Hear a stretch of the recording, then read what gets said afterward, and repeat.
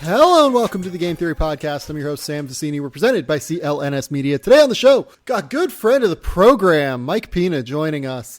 Mike, how you doing, man? You've been covering this Brooklyn, Philadelphia series. You obviously are going to be watching the Celtics pretty heavily, and you're watching all the NBA games. Who are we kidding, man? I'm watching everything. Sam, thank you so much for having me, my guy. Last night's Nets-Sixers game, it was looking like the Nets, that was basically a must-win, I guess you could say, and they did not come through. Big bummer for them. Yeah, so let's just kind of jump into that series. So last night, Brooklyn, did they have a lead like kind of late in that game, or did it just get within like 5 or so? No, they never took the lead, but as Brett Brown described it, it was a meltdown by his team in the last few minutes of the third, and things were going haywire, and it looked like Brooklyn was going to have the fourth quarter where there would be a situation for D'Angelo Russell or Spencer Dinwiddie or Karis LeVert or someone to go off in the fourth and kind of take over, and they just never did. But no, Philly never actually relinquished the lead, which was kind of surprising. Yeah, so let's just talk about Ben Simmons of it all, because I feel like he is the number one story coming out of this series, both negatively in game one and then positively in the last 2 games. Ben Simmons went for 31, 9, and 4 last night. He was just about as dominant as I can remember him looking. Like, I think that may be his best game of his career, realistically. Like, he goes 11 of 13 from the field, gets to the foul line a bunch. He was just kind of all over the place. I mean, like, what did you see from Ben being there? Yeah, Ben was a total stud. We talked before we started recording about how without Embiid on the floor, he was able to play in space a little bit more, play kind of in a 0.5 screening on ball, screening off ball, pushing in transition without wearing, about Embiid's ability to keep up in the open floor, which has been a little bit of an issue for the Sixers over the past couple seasons. He was tremendous. And, as a scorer, which is his the thing about Simmons that I was thinking about today is, like, if the comparisons are with Giannis in terms of, you surround Ben Simmons with spacers at every position and he should be able to dominate. But the way I look at Simmons as compared to Giannis is that Giannis is a 7-foot, 6'11", whatever you want to say, version of Westbrook, whereas Simmons is kind of like a 6'10" version of Rondo in that he's just never really looking to put the ball in the basket. He's always looking to set guys up. He's always looking to create these organic situations where he can get someone like Tobias Harris free or Redick free in transition. Those two are always looking for each other in transition. So, Simmons was remarkable. He was hitting those kind of like 5, 6, 7 foot shots, those running hooks. Those are so key to his game. And when those fall, he's really, really, really difficult to defend. Yeah, the thing about Ben is that he has a really great innate sense of what a good shot is for his teammates too. Like, you never really see him making a pass to a teammate to try and set up like a 16-foot mid-range jumper. It's always, he's looking for guys beyond the 3-point line. He's looking for guys at the basket. Otherwise, he's either going to pass it off and just continue to roll within the flow of the offense, or he's going to try and create for himself a little bit. And he kind of balanced those two things really well last night, I felt like. And, you mentioned in part too, like we talked about early, like having no Joel Embiid created a circumstance where Simmons got, I would say maybe like a few minutes as kind of a small ball 5. Like, they played a lot of Greg Monroe. They played a lot of Boban even in this game. Like, the Boban series is really, really fun to watch. He's, he is actually producing in this playoff series so far. I think that he has isn't it, I want to say like 14 points a game, something like that. He actually has not missed a shot in the whole series. I'm just kidding. But it feels like that. Like I would 100% believe that. Yeah, it's absurd. It's funny. Like when it was first announced at the game that Embiid was not going to play, there was a little bit of shock in the media dining area, and then because Embiid had spoken before the game, which was rare, and did not mention that, and then we had Greg Monroe as the player to replace him, and then it was just like, oh my, like it was the reception was extremely negative. No one really understood what Brett Brown was thinking there. You would think that we just talked about Simmons as a 0.5, and that someone who would be better to start, I think, would be someone like Mike Scott, someone who could really, who could shoot, who can kind of defend a little bit in space, or definitely more so than Monroe, and just have them be switching at all five positions, and create space for Simmons. Instead, he starts Monroe with the philosophy that Monroe can just drop back on defense, which is what they did for every high pick and roll, and the Nets missed a bunch of pull up threes in that game, and then have either Boban or Monroe execute that philosophy, and when Boban fouled out later in the game, that was kind of when Ben Simmons was able to cook in those Mike Scott lineups. So I was very surprised, honestly, that the Monroe thing worked as well as it did. I don't know if that's sustainable, but I do think that here's my question. Like, did it actually work? Like he went like 4 of 13 and was like kind of bad offensively in terms of efficiency, and like look like everyone in their starting lineup, you look like Tobias Harris plus 23, Ben Simmons plus 11, Jimmy Butler plus 18, JJ Redick plus 6. Like it's pretty glaring that Monroe was a minus 9 yeah. And then like Boban was a plus 18, right? Sure, it's like, yeah, but you analyze it basically. It's the playoffs are really funny. Like they win the game and they drop 131 or however many points they did, and so the decision to play Monroe and start him instead of starting Boban and then going to Mike Scott and just having Monroe out of the rotation, or even playing someone like Amir Johnson, who is just I don't even know if he's an NBA player anymore. No, yeah, he's like not dressable at this stage, I don't think. Right, exactly. So, it's probably a stretch. That's fair for you to call me out saying that it worked. It worked in the sense that I think when you look at how poorly the Sixers have played throughout the regular season without Embiid, for them to win this game on the road in what was easily the loudest Barclays Center has ever been, I would say. I know I've only been to games the last couple seasons, but it was extreme. It was like a completely different environment there. I expected Sixers fans to kind of overtake the place, not even close. It was very energetic, and for them to play as well as they did despite Monroe, I thought was pretty impressive. Yeah, I was gonna say like that's probably the best way to put it. Like they did it in spite of Monroe in a way. Yeah. Like the funniest like number right now, I think in this series is that Boban's net rating is like plus 20. In 52 minutes. Like obviously Jimmy Butler and Tobias Harris, like these guys that are in their starting lineup, in the best starting lineup in the NBA, other than the Warriors realistically. You look at the 2 games that JJ Redick, Tobias Harris, Jimmy Butler, Joel Embiid, and Ben Simmons have played. They've only played 19 minutes together.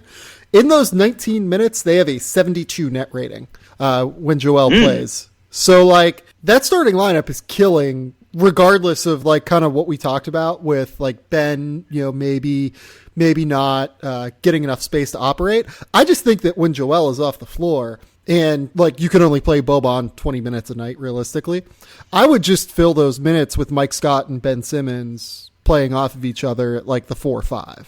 No, I agree with you, and I think that it's this big. Like the big issue, I think, with this team, regardless of all the seismic transactions that they made throughout the regular season, is just the relationship between Simmons and Embiid.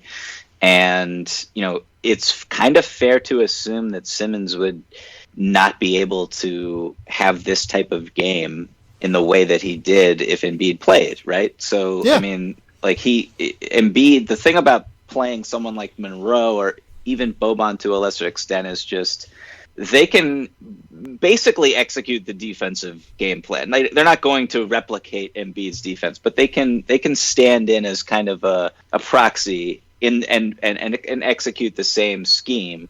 Offensively, though, it's like those guys don't need the ball at all to impact the game. So Embiid is someone, he'll be a trailing big. He'll call for the ball. He'll pump and go from behind the 3-point line. He'll post up. He hasn't posted up a ton this series, but that's something obviously that is a big part of their offense. Mm-hmm. And then they'll work off that. But Simmons, I don't know what version. It's almost blasphemous to say it is blasphemous to say that the Sixers are better without Embiid, but the way Simmons looks so brilliant, and it's just like you see, he's 22, he's so tantalizing in space, and I'm just kind of like, I don't know what they do long term there, and I know that that's not really the conversation people want to have right now, but it is something that they're going to have to answer, assuming that Simmons never develops the type of jump shot that he needs to. Yeah, it's really weird because I think a lot of it is going to depend on what happens with Tobias and Jimmy this summer, right? Like, mm-hmm. Yep. If Jimmy's there, I actually think that you can. So, like, what do you think of the Jimmy Butler, Ben Simmons fit? Because, like, I actually think it's pretty good. I like the idea of Jimmy Butler getting to essentially play point guard in the half court a lot of the time, and then you play Ben off ball, you play have him like kind of create as a secondary creator who doesn't really shoot it all that well, but then you kind of run into help defense issues. Ben does create a lot of problems just in general in half court offense, but having a guy like Jimmy to at least take over while also providing the size and the defensive acumen to be able to guard ones consistently and allowing Ben to kind of free float defensively and play as like the monster help defender that I think he's best at. Like, It does just like generally really help them. Yeah, and to Ben's credit, he was extremely good on ball last night as well, he's really scary when he gets down, hikes up the shorts, and just will not let you drive by him in space. He's not like that all the time, but when he is, he's just an absolute force. I think that the Jimmy Simmons by itself combination can definitely work in my opinion, but you need these things around them, and I don't think that the pieces like Redick is a perfect piece for that, and Tobias Harris is a perfect piece for that, but Embiid is not. So like I don't know what you do there. And then on the flip of it, it's like I was kind of like, look, Jimmy has asserted himself on this team as the alpha here, and in terms of a wing scoring presence. And so, if the Sixers were to lose this series, what happens with Simmons' future in Philadelphia? Because I think the numbers are really good when Embiid and Butler are on the floor without Simmons, and you have spacers around them, and you have Jimmy operating on high pick and roll. So I just don't know how this all works going forward. I don't know if it's wise to re-sign Jimmy to the money that he wants, because I don't know how tradable that contract will be, assuming that that it doesn't work in a playoff series against the best, or 4 straight playoff series, because the goal here is to win it all. It's not to get to the conference finals when you have this type of talent. So I just don't know how it all fits, and it's just a really interesting thing going forward, and I'm glad that I do not have to make the final decision. Yeah, Elton Brand, this is a hell of a, essentially second year that he's going to have to figure out, second off season at least, that he's going to have to figure out. The last guy I do want to bring up, we've talked a little bit about Tobias Harris, but he struggled in the first 2 games of the series and was really, really good in Game 3. He was kind of Ben was obviously the driving force behind their Game 3 performance, but I thought Tobias was in many ways the difference, just getting his game going, getting him at 29 and what did he go, like 29 and 13 or something like that? He hit all 6 of his threes. Which is obviously significant. Yeah, getting him to be able to space the floor and play a little bit more actualized offensively, because like he took 19 shots in this game, which is something that, we talk about Tobias Harris, and part of the reason that he's such a good fit with Philadelphia is that he can be this low usage high scoring, high efficiency guy, right? Who can also attack a little bit off the bounce, who can create his own shot. I can't really remember the last time, like with the Sixers, where I felt like he was this, I don't want to say engaged offensively, but like he was this big a part of the offense. And I do wonder again, like, what is the role of Joel not being there? And, you know, how much does this really affect the way that Tobias plays particularly?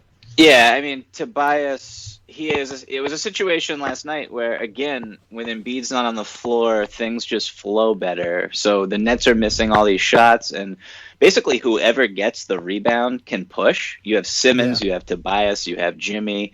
Greg Monroe. Sure, exactly. You know, known, basically reminding everyone of Magic Johnson in his prime last night.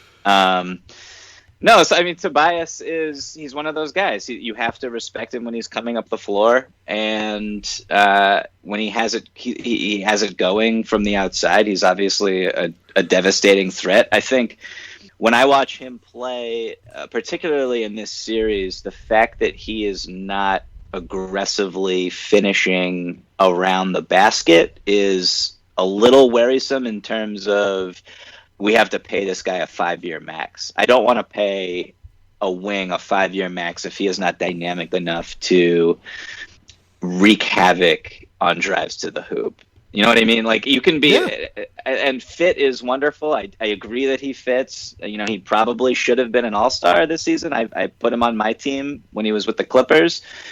But he's basically a pull-up artist, and that's really not going to cut it, in my opinion. I mean, what are your thoughts on the fact that they have all this pressure this summer to re-sign this guy? Yeah, I mean, I think that the big problem was that they drastically overpaid for him, given what... Yeah. Well, they did, like, just given what, for 100%, instance, Otto Porter got, like, 2 days later, right? Given what Harrison Barnes got 2 days later. Like, it's not that Tobias Harris isn't a better player than those guys. He is very clearly a better player, but you're talking about building on the margins in a lot of ways too. And given the role that this player will have to play with Philadelphia, like, it's pretty easy for me to make a case that I would have rather traded 1 first-round pick and, like, the salary matching for Otto Porter. You know what I mean? Like, it just makes a lot more sense. Then you'd still have Landry Shamet, you'd still have all of these things, and you'd still likely, I mean, look, Ernie Grunfeld is inscrutable and not very good, so, like, maybe he did really value Bobby Portis, but, like, I just look at this and say they're locked into a box now because they overpaid for a guy, and they probably realistically need to just commit to it at the end of the day. Like, same with Jimmy. Like, they probably need to just commit to this core now, and that's not the most ideal place to be, I guess. I don't know about. I agree with you about the Tobias thing. I thought it was a horrendous trade when I first saw it. It didn't make a lot of sense to me. You should never give up that much for a guy who's entering free agency. Right. That's just not good. They gave up 3 first-round picks. Like, genuinely, they gave up 3 first-round picks. Shamet is a player, and he's on a cost-controlled deal. That's the type of player that you need if you are going to be maxing out Ben Simmons in a year, and you already have Embiid maxed out, and you just traded for Jimmy Butler, and you would assume that he's the guy you need to max out. Like Landry Shamet, those are the pieces that you absolutely need, especially when you look at the success that Redick has had in your system, and the fact that he is not getting any younger, and he's also a free agent. So I thought that trade was just really silly, and then you don't even get back, someone like Patrick Beverley from the Clippers in that deal. It didn't make a lot of sense to me. I mean, there were other moves to be made. You look at the fact that they traded for, the Fultz trade with Orlando. You get Jonathan Simmons, and I'm kind of like, why didn't you try to get Terrence Ross instead? I mean, a pick in Jonathan Simmons for a team that's trying to win the title this season, ostensibly, that does not make a lot of sense to me. Meanwhile, Terrence Ross is having a career year, and he's a guy who you can throw at, someone like Spencer Dinwiddie for stretches and have a little bit of success. So I I just I don't know what they do. I don't think necessarily that Butler is a lock to come back to this team. I think that if you were to re-sign everybody, I don't want to say use the word disaster, but it's not ideal if you were to transport me back 3 years when they were in the middle of the process or whatever. If this was the result of the process, like something went wrong.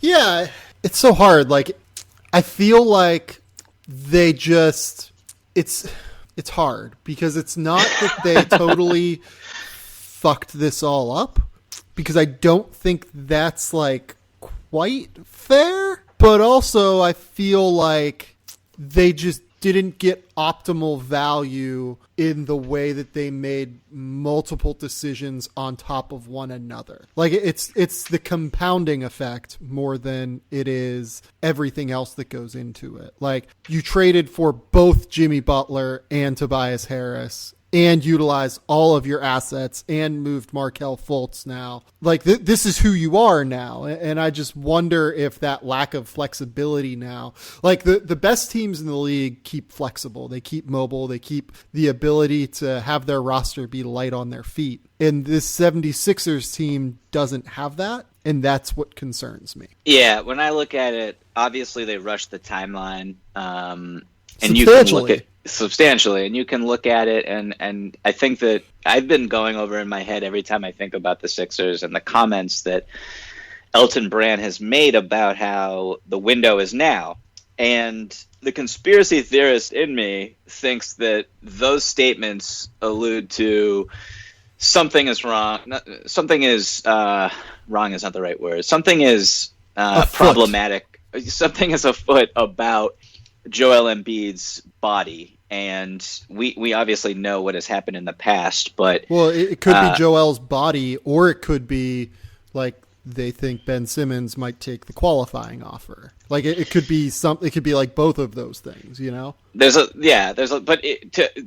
the Simmons thing, it's kind of like either you have confidence as an organization or you don't, and so you're screwed. If that's how you're operating, you're screwed before you even started. But with Embiid, it's kind of like, who knows if he's going to be in the league in 3 years for real. I mean, the fact that his knee is just this chronic thing, and the fact that he didn't play down the stretch of the regular season as frequently as he did, and then sitting out this playoff game it was people were speculating on Press Row last night about, maybe they're just intentionally sitting him here and he's fine, but he just needs that extra rest heading in for the rest of the series, and this is a good spot to get it. And I'm like, they're 1-1 against a team, like, now they're on the road.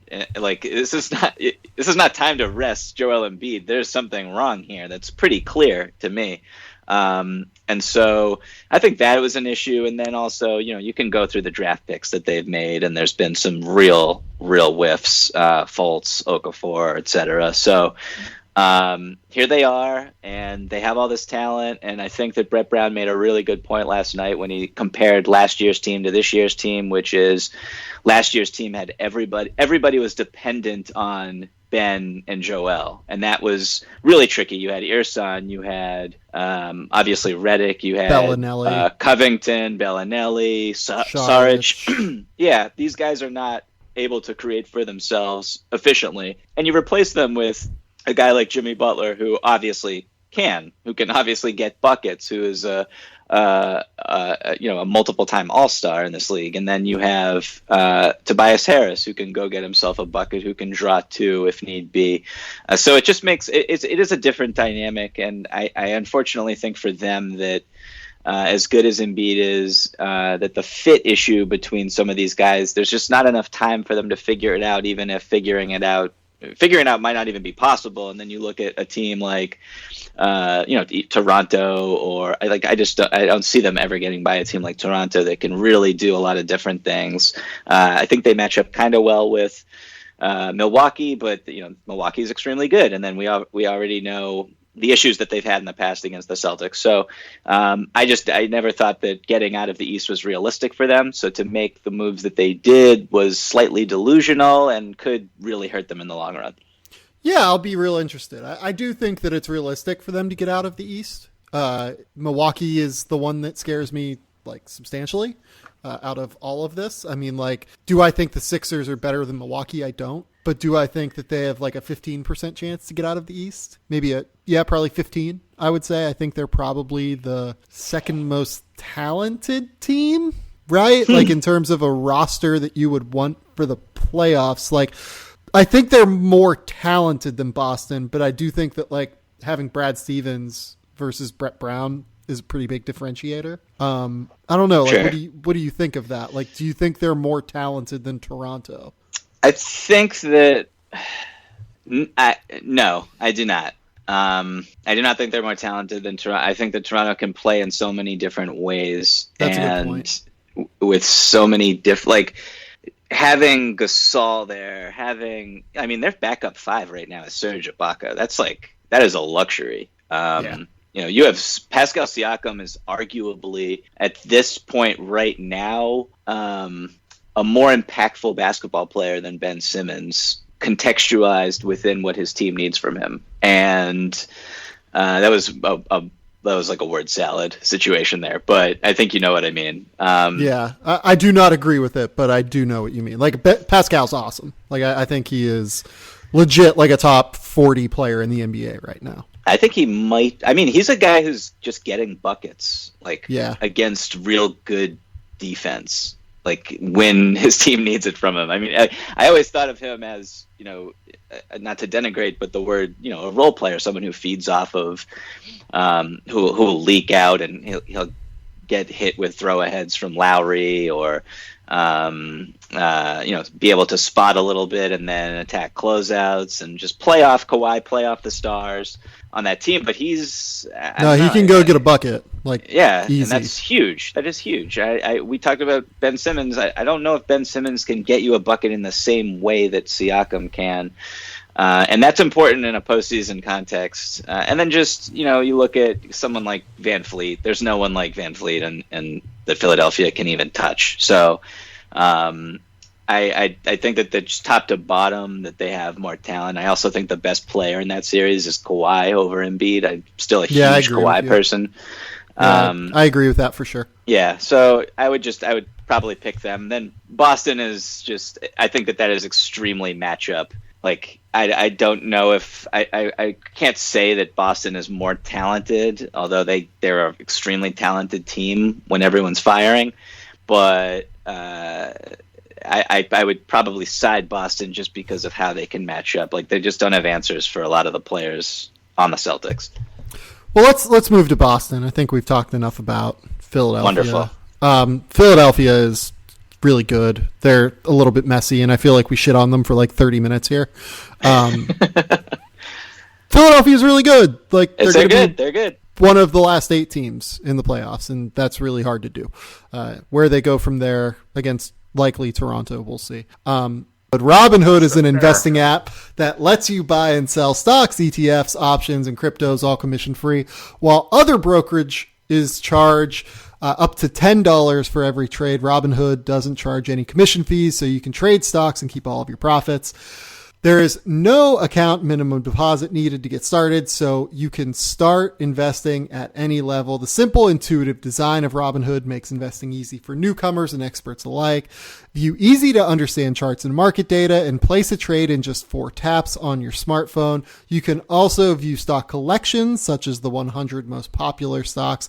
With Robinhood, you can learn how to invest in the market as you build your portfolio, discover new stocks, track your favorite companies, and get custom notifications for price movements so you never miss the right moment to invest.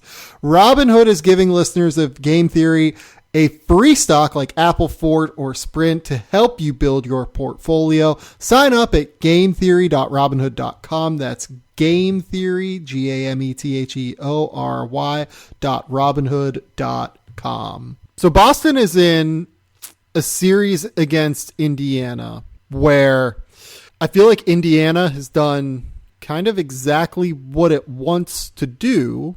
Like they're doing, like they've kept it within single digits. They've kept the games under 100 points for the winner. It just kind of doesn't matter because one team has Kyrie Irving and the other team is just prone to going through long stretches without a bucket because they don't have a guy that can go like just attack and go get a bucket. The talent disparity is like, it's so enormous when you watch these two teams play. It's like, yeah, Kyrie is just kind of, especially in game 2, but even stretches in game 1, it's like everyone on the court is playing in the NBA, and then Kyrie is playing in this other league that's above the NBA, and like all the guys, especially on Indiana, are just like not even in that league, and you just saw that over and over and over again, especially in game 2. This series is really interesting to me because Indiana, as you said, is kind of able to do, it's been able to execute how it wants to play. You know, they've been forcing a ton of turnovers. They've been capitalizing off these turnovers. They've made Boston's offense look really sloppy. I will say that one of the real interesting wrinkles is the fact that I looked this stat up yesterday, so it might have changed. But Indiana, during the regular season, they were a very long two-oriented team. They were not really huge fans of the three-point line. And they are second, or at least they were yesterday, they were second in three-point rate in the postseason behind only the Houston Rockets, which is, it's a team that's, from that perspective, they're dipping a little bit outside of what their identity is. And, it's smart to take threes, sure, but I don't know if their personnel is, Thad Young is chucking threes that the Celtics are giving you and he's not making them. That's not a win for your team. Well, here's what I would say about that. I do think it makes a modicum of sense for them because I think that this has to be a variance series for them in a lot of ways. That you're going to defend if you feel any sort of confidence in your transition defense to slow down Boston, which I think that they probably should, even coming off of, potentially longer rebounds coming from 3-pointers. You just have to find a way to make this series more variant for yourself offensively. So I actually kind of like the idea of taking a lot of threes for them just because I think it makes sense. And you look at their starting lineup right now, Thaddeus Young, Darren Collison, Wes Matthews, Bojan, and Miles Turner. Those guys have actually performed really, really well for Indiana together so far. Like, they have a net rating of 13 in the 39 minutes they've been on the floor. It's just that, we came into this series assuming that Indiana's depth is going to be the thing that like might be able to help them. We came into the season really thinking Indiana's depth is the thing that could really help them. And that's just not borne itself out so far. Like that, Tyreek Evans has been awful. Even Domantas Sabonis, I think, has not been very good in this series so far. Oh, Sabonis, I mean, that was one of the most disappointing individual games a player has had in the playoffs. He didn't hit a basket. I mean, Sabonis 0 for 1, in my opinion. He's like, I don't know, would you say he's the most talented player that they have right now? He's up there. Yeah, offensively, I think that's right. Maybe Bojan, yeah. But, Domantas is probably a little bit more creative. Yeah, so that was disappointing. I totally agree with what you're saying about the variance. I mean, you're not going to be able to outscore the Celtics, even if you force 15, 16 turnovers or whatever they did in game 2. It's just like you're not going to be able to. And they could have easily won that game too, we should say. Especially, towards the end of that game, like there were several shots, particularly like taken in the paint that the ball hit like every single inch of the rim and then bounced out. Right. And it's just like stuff like that happens, and this series could easily be tied 1-1. But I go back to the talent disparity. I go back to them kind of shifting a little bit out of their identity, which again, I totally get what you're saying, but I just don't think that they have the personnel to execute. I don't really know what the answers are for them, and that's okay. I mean, heading in, they probably. You mentioned depth, and this team does have players off the bench who are respectable, definitely. They can play different types of lineups for sure. They can go big. They can play Sabonis at the 5 and Thad Young at the 4, or even Bojan Bogdanovic at the 4, if need be. Goes a little bit smaller. But the Celtics, that's kind of like you're just kind of going apples to apples with a team that is more talented than you and can do the exact same thing. So it's just not not the right matchup for them. I mean, we just talked about the Sixers and their lack of depth a little bit. I don't think that the Pacers could beat the Sixers by any chance, but I do think that depth could work in their favor a lot more in that matchup than it has in this series. Yeah, so I mean, let's just kind of shift to Boston real quick. I mean, we finally got Jason Tatum playing super, super well, which was nice to see.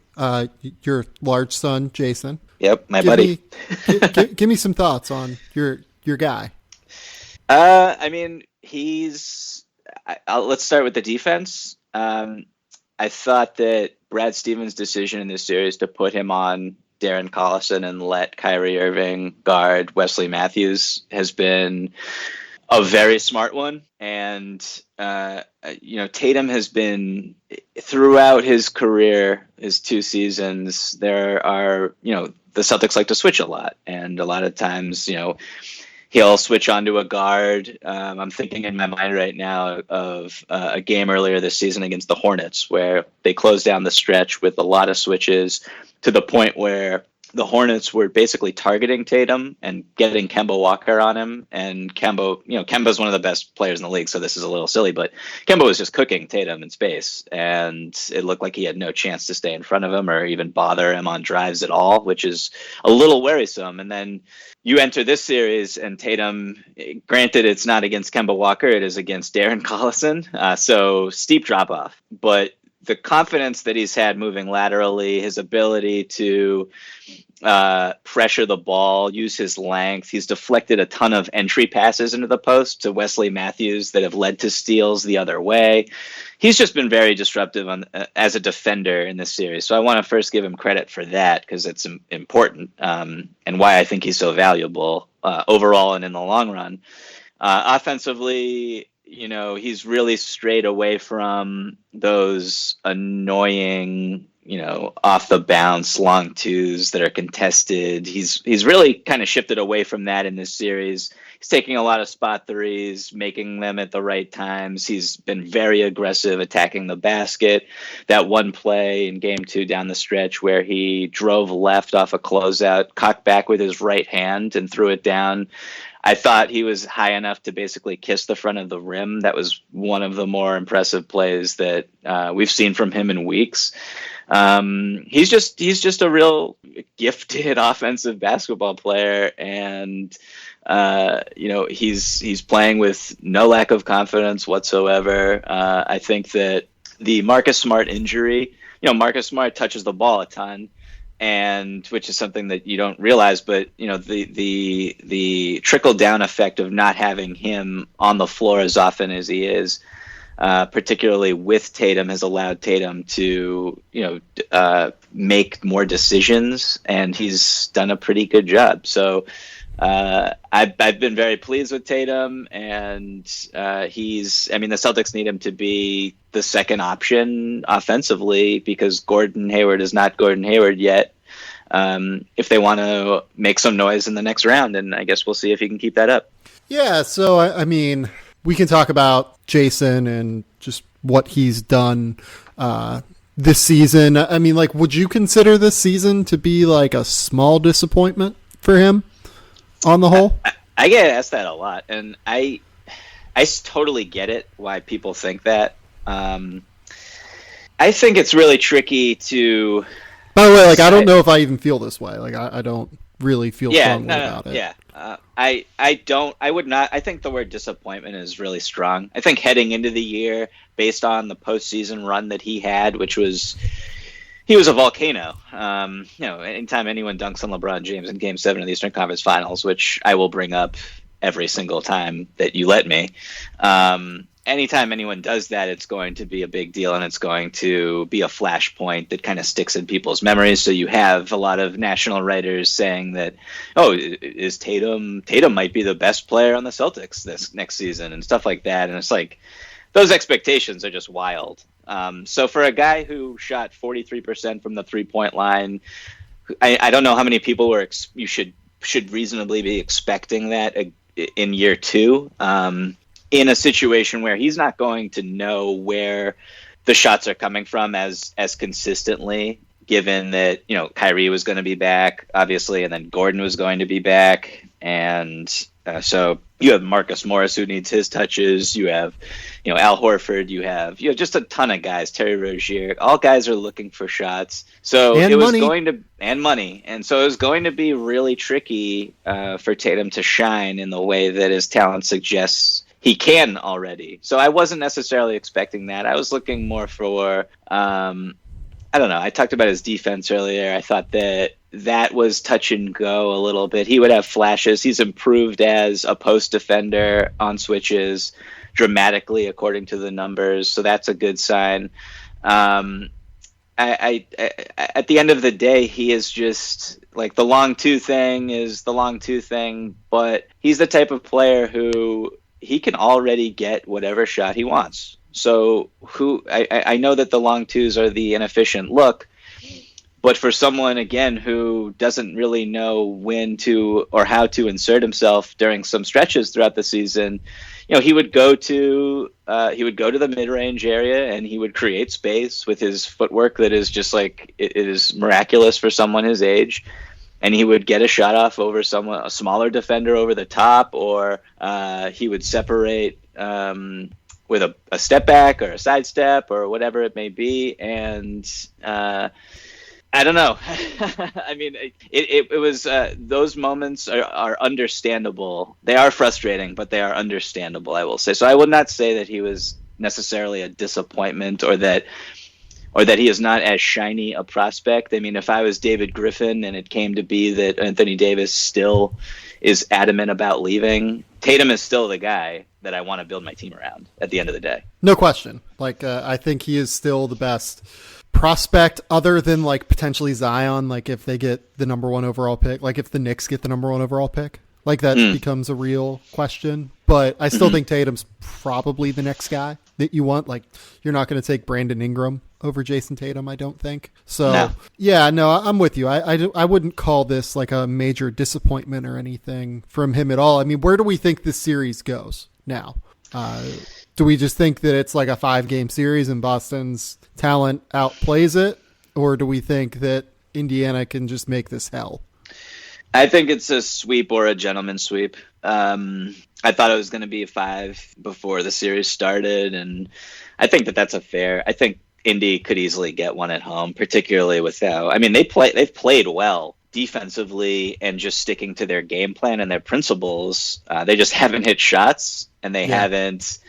I mean, yeah, they had a couple very odd decisions at the end of game 2 that's a game that they should have won as well. So, I mean, it wouldn't shock me at all if Indy won one, but the way that they lost game 2 had to have been just so deflating for that team, knowing that, there's just no margin for error there. And when you have Kyrie, who is just on another planet and hitting shots that are just so deflating, I don't know how you bounce back from that. But I mean, I wouldn't be shocked based on how the Celtics have played all season. I would not be shocked either way if they were to drop that one. Yeah, I think I agree. Let's move on. Let's talk about the Derek White show. Derek White is God. That's my take. I've long been a big Derek White stan. Basically from midseason in his year at Colorado onward, I thought this guy's a first-round pick. I think I had him at like 15 on my board on draft day. Like, did not understand how teams were missing this guy. Did not understand what teams thought and how they decided, Derek White is not a guy that we want to take. And, you saw guys like Justin Patton get drafted ahead of Derek White. And you saw guys like, even someone like Harry Giles with all sorts of injury history, and Caleb Swanigan. Like, we didn't know if he could play in the NBA at this stage. And like Derek White is like a multi-positional potential lead guard who plays on both ends, who can shoot the ball. Like, it just seemed like a no-brainer to me at the time. And of course the Spurs got him, and now he looks even better, I think, than what his talent level was, because he's been in their development scheme for 2 years now. He has gotten better at a rate commensurate or more commensurate with them with what he would have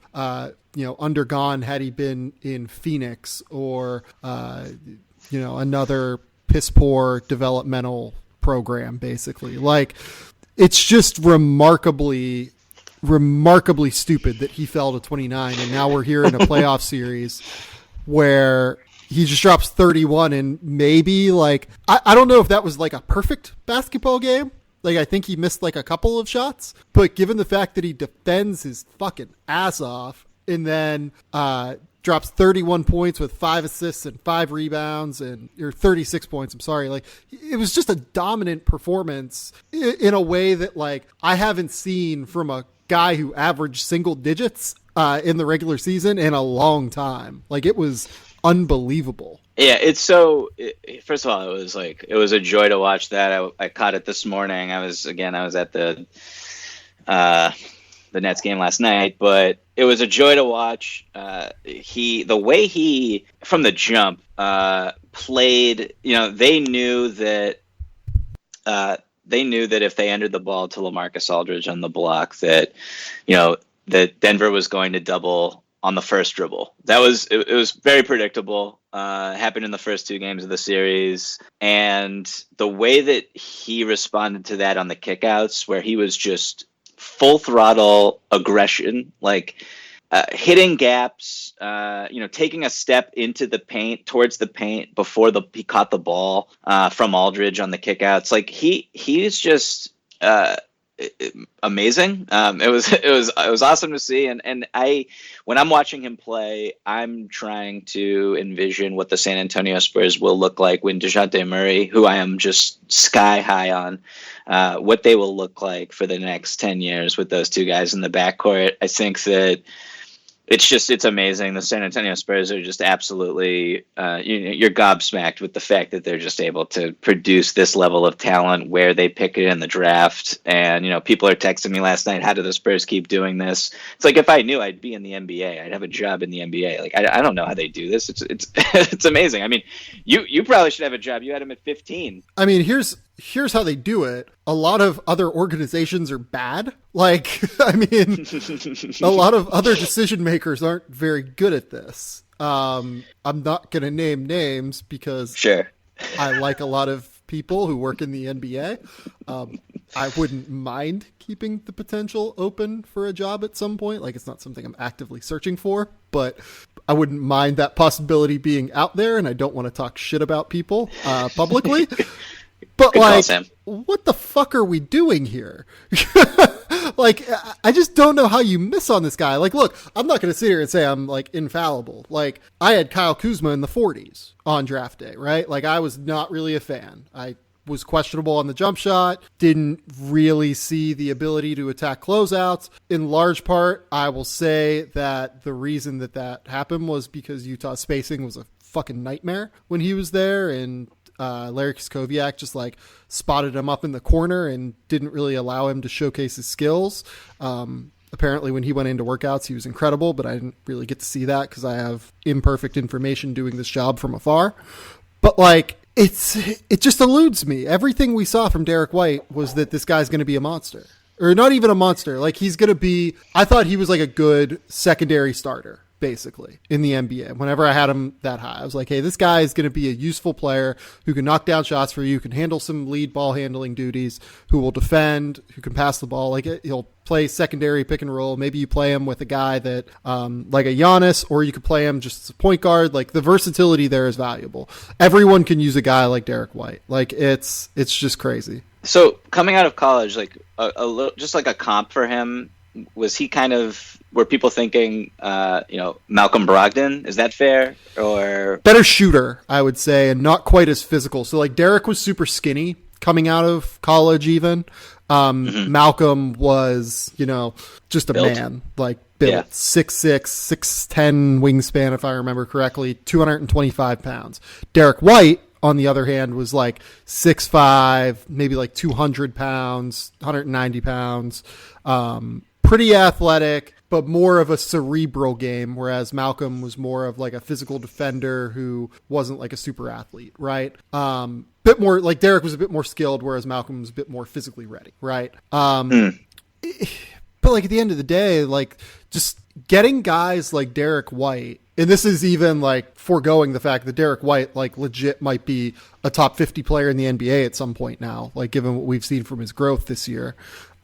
Getting guys like Derek White who can come in immediately basically and play a role, and you get those guys for 3 years on a super cheap contract. That's very valuable. Like getting guys who are ready made to play is super, super valuable. Like it's what good teams do. Like I'm watching last night's game and I see like Denver clearly has a game plan against Derek White on the high pick and roll, and they want to duck under, and he is still able to get to the rim. That just tells me, like, that just says so much about his ability already. And forget about how brilliant and aggressive he was attacking closeouts. Like, he made Will Barton, and I mean, Will Barton is just, I don't even know what to say about him in this series. That's a whole different conversation. But he made guys who were closing out hard on him look silly last night, repeatedly. Jamal Murray, who's not a bad defender. Gary Harris, not a bad defender. I mean, he just got where he wanted. And it's really funny because all of a sudden you have, if you're Denver, you have White, and then you have, oh, by the way, we still have to worry about DeMar DeRozan and LaMarcus Aldridge. Like, I picked the Spurs in 6 in this series, and it was for a lot of different reasons that didn't even have to do with Derek White. So for him to establish himself as he's done, like, look, you have, this is kind of opening it up a little bit, but you have the Spurs, Nuggets, Blazers, and Thunder. One of these 4 teams is going to the conference finals. And now I'm like, why can't it be San Antonio? No, I'm with you on that. Like, I think that I would probably say, I think I would still pick Portland because Damian Lillard is just like best player in the series. Special right now. It's not even like best player in the series. Like, you might be able to make a case like he's been the best player in the playoffs so far, right? He's been very good. I mean, like, I'm still going Harden, but right. Like, but like that's a real question, I think. Dame has been terrific. He's certainly acquitted himself from any such criticism that he had after last year's playoffs and the way that the Pelicans manhandled him. I think that the Blazers would be favorites, I think, in that series, but it's like the Spurs look really good. They're so deep. We talk about depth. I mean, Bertans didn't even play last night because early in the game he didn't shoot an open 3 and Pop. You could see Pop pantomiming shoot the ball, and then Bertans just like didn't really play a bunch after that. But it's like, look, I go back to, like, it's really difficult to look at this year's team and not project forward, but I'm just like, I don't know if you saw DeJounte Murray's, he posted a video the other day of him throwing down this ridiculous windmill. Seemingly looks 100% healthy. And, I mean, you have Derek White, who has just this look in his eyes last night when he's going back on defense, defending Jamal Murray, that's just like, I will take the ball from you if you come at me. And then you have DeJounte Murray, who's already made an all-defensive team. And it's like, the Spurs are just like, it's just amazing, man. It's just amazing. Yeah, like, I mean, Derek White's probably going to make an all-defense team this year, we think, right? He will be making all defensive teams, multiple, plural, throughout his career. I don't know necessarily this year. I mean, you have Marcus Smart, you have Drew Holiday.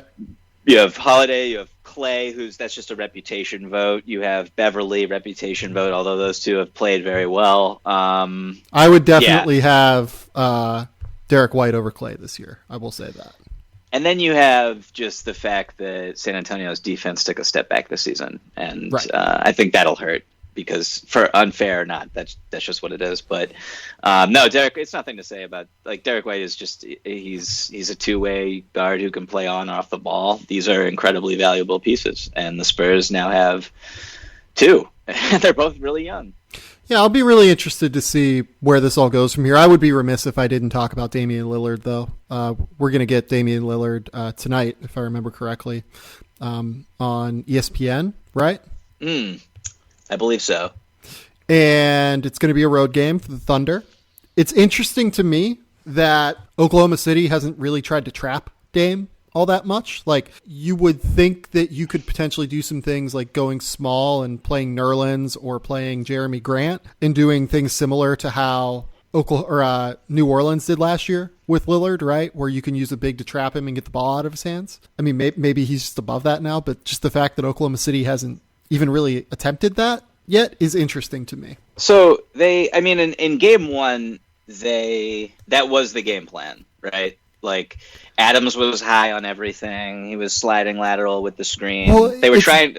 It's different with Steven though, because I don't think Steven's quick enough to like actually execute it. Like Steven's a really good defender. Don't get me wrong, but like he's not a guy that you want to like full on trap with. I don't think he's not. Well, that's been their scheme, but he's not Anthony Davis, to your point, and that was kind of how they executed last year.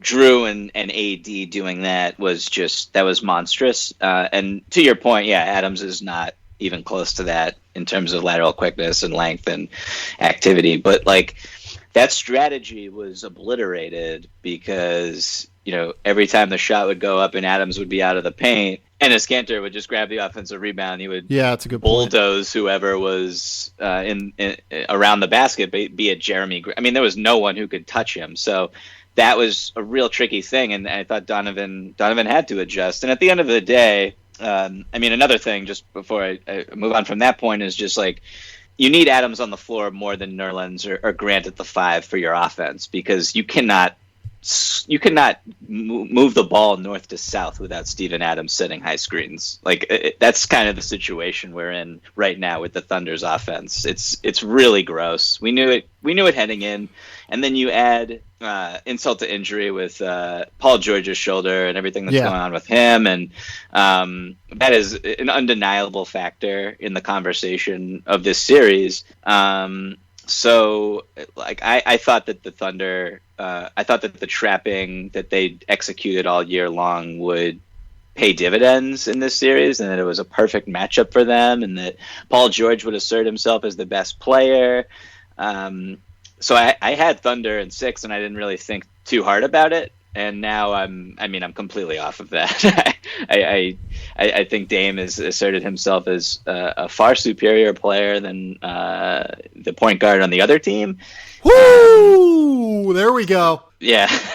That's what I'm looking for. I don't even think that that's controversial. I don't know how you feel. I don't either. Like, Russ is great. Like, he's one of the 5 best point guards in the league. But, Dame is probably number 2 for me right now, behind Steph. Dame has been absolutely terrific. And so you have PG's and that's injury. By the way, assuming we don't call James Harden a point guard. Like, we could realistically, but yeah. No, it's cheating to call him a point guard, in my opinion. He plays with Chris Paul. Like, come on. Right. But no, so now I'm really heavily leaning towards Portland, and that is just it's a lot of Dame. I think that going back to Cantor, I think that he's played well. I don't want to say he's played well defensively, because what Oklahoma City wants to do still is just attack him relentlessly.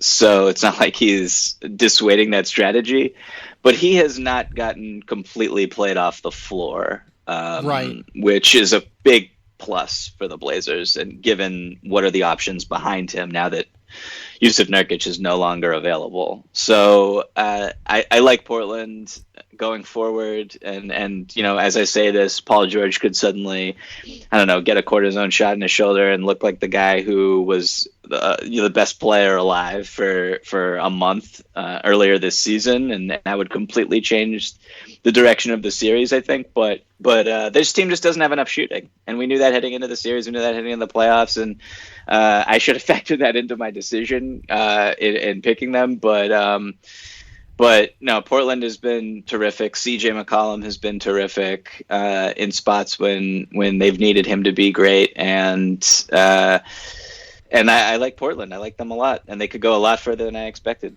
Yeah, I think that they would be my favorite right now to go to the Western Conference Finals. The last thing I want to talk to you about is just centers. What do we think of the center position now after this playoffs? Like, Joel Embiid has, like we talked a little bit about Philly, like looking very different without Joel Embiid on the floor and potentially being a little bit more fluid offensively. Brooklyn, I think, has had a bit more trouble scoring when Joel's been off the floor, realistically. They've just done a good job of pulling, especially in game one. They did a great job of pulling him away from the basket and causing them some issues. And maybe it's because Joel's hurt, obviously. Like, I'm not saying that Joel's 100% right now, but I think that's a thing. You look at the way Utah has played. Rudy Gobert, I don't think that what is happening in that series is Rudy's fault. I think that it's more a circumstance where they played that fucking god-awful defensive scheme for a game and a half and lost them the game that way. But Rudy Gobert has not been in a great spot in this series. DeMarcus Cousins, I thought the Warriors have played better without DeMarcus Cousins in their playoff series against the Clippers. I mean, like, what other points can we make here about this? Like, the center position has just been marginalized against the best teams in this playoffs. And I find that very, very interesting in the way that we go about building rosters. You need a particular skill set to be an effective postseason center. And I look at so you have your Al Horfords, right? Al Horford is a postseason center. He can stretch the floor. You saw him at the end of the game in game 2, where he's able to kind of track Bojan and stick with him on a drive and smother him at the rim. He can switch out. He can drop. He can stay high. He can do almost anything defensively, and then he's also a great passer, and he can take the ball off the defensive glass and push it in transition and he just does everything. So he's in my opinion an ideal 5 for the postseason in 2019. A lot of the guys you mentioned, the strategy, defensive strategy that was in vogue throughout 2019 was basically, bigs were dropping again, and teams were seeding pull-up threes, pull-up twos. You look at the Milwaukee Bucks and how dramatically they executed it with Brook Lopez, and just kind of, I don't know if hiding is the right word, but it probably is. They're hiding him in the paint. You're maximizing his strengths and you're hiding his weaknesses by executing that strategy. I think that in the playoffs, that drop bigs, it's problematic for a couple of reasons. And I think the number one reason for me is that it's very simple, that the competition just goes up a level. So you're in a series against either Golden State or Houston or Boston, or, I mean, pick your poison, Toronto, and you're going to get picked apart.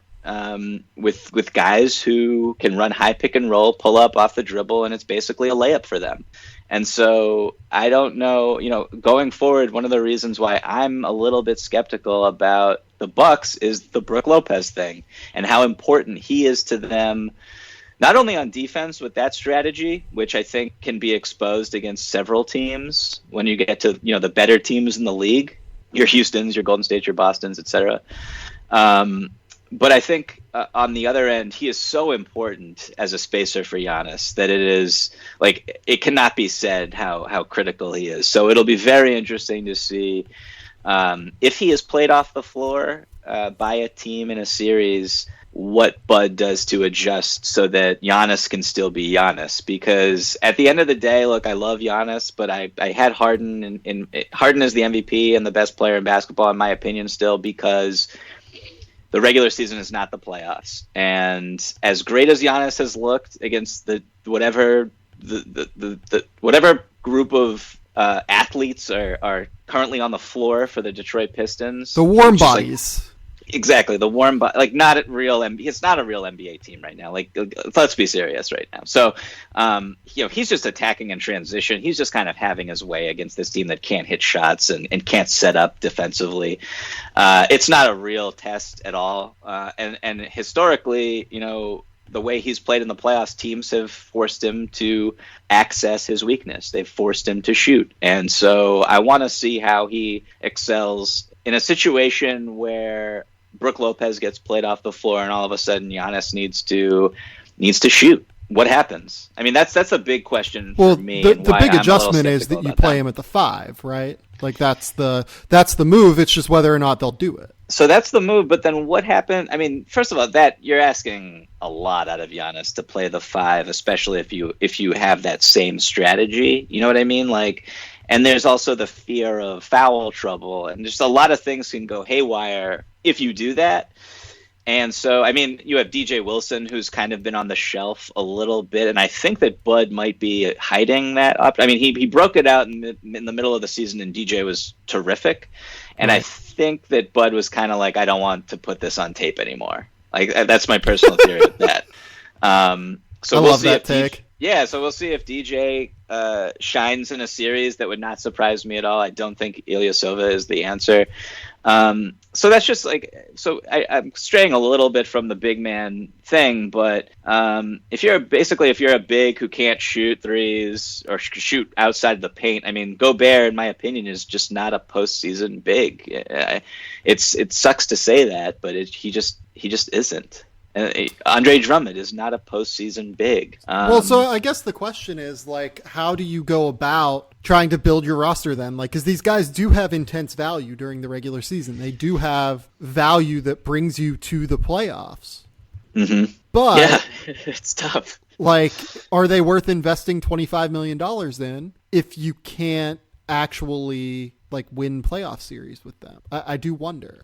I think about what Draymond said with 16-game players versus 82-game players all the time.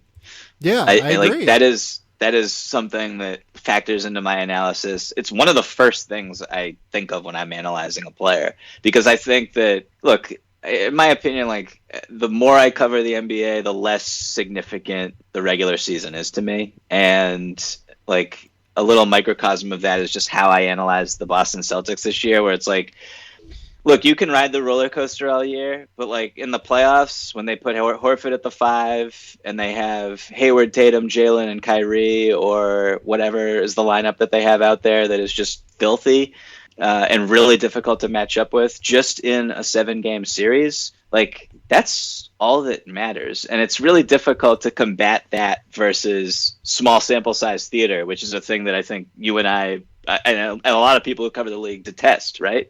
Right. So it's like that conversation is really difficult to have, and there's a thin line and there's a balance there. But at the end of the day, there's certain guys who just can't impact winning in the playoffs, and it's fascinating, really. So the last thing that we should get to is just final thoughts here. Do you have any hot takes? Do you have any wild opinions you want to get out there before I let you go? I mean, heading into the playoffs, I wrote in my notes that I thought that Ben Simmons was more of an X factor, closer to being an X factor / role player than superstar. That's a pretty hot, ridiculous take. And I don't even know how much I believe it even a week later. We already talked about it so much. I think I'll just say that I think the Houston Rockets are going to win the championship. Ooh, that's another one. Man, you're a reasonable guy, Pina, but you've brought some fire in this one. That's and what I love for. it. I love it. No, I mean, last year before the season started, I picked Houston to win it all. I still think that a lot of screwy things happened to them, and they should have probably won it all. This year, they look even better, and I mean, Harden is obviously better. That's indisputable. You have Chris Paul, who I think there are a lot of benefits to playing the Warriors in round 2 before Harden, goes through 2 rounds of this brutal, taxing, ISO-heavy scheme that they have offensively. And the same goes for Chris. And, we obviously saw last year in the Western Conference Finals when he pulled his hammy and he couldn't play in Game 6 and Game 7. So I think that they're going to catch Golden State at the right time. I would say Golden State is still the most talented team in the league, but not having a 5-man. Look, DeMarcus Cousins, he did a lot of damage to them the last time they played in the regular season. I think they'll miss DeMarcus. I think that Clint Capella he looks like a different player. A lot of the analysis with Clint Capella last year was so flowery and so hyperbolic, in my opinion. And I think that the player that a lot of people were seeing last year, that is actually who he is right now, if that makes any sense. I think he's just excellent right now. I think he does a lot of things right now that he could not do last year.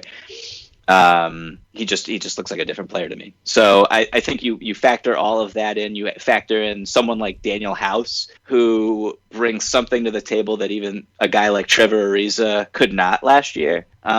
I like everything that Houston is doing, and I did not even mention PJ Tucker, who is their best defender, or Eric Gordon, who is, who would be a number 2 option on almost any other team in the league. I think they're just stacked, and I think that Golden State will have to bring like a haymaker on the level of what was the first year Durant was on the Golden State Warriors when they were in the finals against Cleveland. They're going to need to bring that type of force, and I don't know if they're capable of it. Yeah, no, I agree for the most part. At least in terms of the Warriors needing to actually bring it. Mm-hmm. I just don't see it happening. No, it's going to be fun. It's going to be fun. At all. But that's why we bring Mike Pina on the show. Mike, I'm out here planning a wedding right now. I got to get going. I gotta send out these save the dates. I gotta do all this when it comes to planning the wedding, man. You have any tips for me? You just got married last year. I do. First of all, congratulations. Wow, you got a lot of stuff to do, it sounds like, because you haven't even done the save the dates yet. Obviously, you haven't done the invitations yet. I personally licked all the envelopes because I wanted to try to pull off the You want to go full Costanza. Exactly. That's what I was going for. That was a very bad decision on my part. It was disgusting. The advice is just take it easy. It'll be here before you know it. Day of, enjoy it. Everything goes by in a blur. And don't get too stressed. You got to make that move of getting a day of event planner. I can't. That's what we went with. We're not planning the wedding, or not organizing it day of. Can't do it. We had this woman with the I don't even know what company it was. I guess not the catering company, but yeah, whatever. They were, I guess, an employee of the Boston Public Library, which is where I got married. And she basically followed me around because I was on this crazy diet before the wedding. And she just followed me around with pizza and wings, and she was just next to me the whole day. I really appreciate it. After the pictures were taken, it was all over for me. That's amazing. That is absolutely incredible. Pina, tell the people what you've got going on. Tell them where you're writing. Tell the people where they can find your work. Right. So follow me on Twitter at Michael V. Pina. And right now through the end of the postseason, and I guess through the end of July, actually, I'll be covering the league for SB Nation. They were nice enough to have me, so follow me over there. Check my work out over there, and then I've got some other stuff in the pipeline at a few other places that I'm not at liberty to divulge right now, but look out for that mystery work as well. We've got mysteries being planted by Pina. We've got mysteries around the NBA in regard to who's going to win the title. I love it. This has been the Game Theory Podcast. Please remember to rate, review, and subscribe on iTunes, SoundCloud, Google Play, Android, wherever you get suboptimal podcasting content. I promise you, we are there. We'll be back later this weekend, maybe Monday, to break down more NBA playoff stuff, where I just published a big thing on the Phoenix Suns. Just basically a 7,000 word takeout on where they are heading into the offseason. And then additionally, I'll have a 2020 mock draft coming out on Monday, I believe. So keep it locked at The Athletic for that. But until next time, we'll talk soon. Bye.